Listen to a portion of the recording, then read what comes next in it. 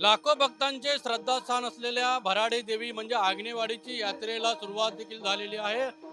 लाखो संख्येने हे भाविक जे आहेत ते मात्र या मंदिरामध्ये येत असतात। अगदी चाकरमान्यांची या मंदिरामध्ये मांदियाळी देखील पाहायला मिळते।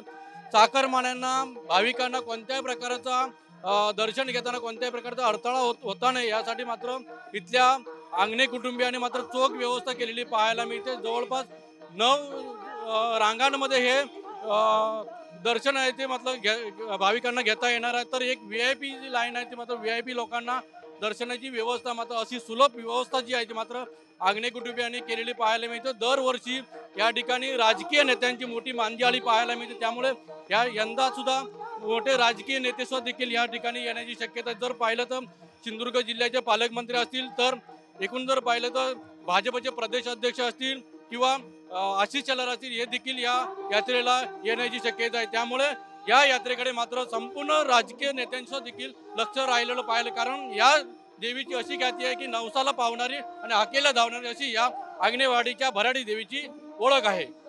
कॅमेरामन अजयसह अनंत पाताडे, TV9 मराठी, आग्नेवाडी।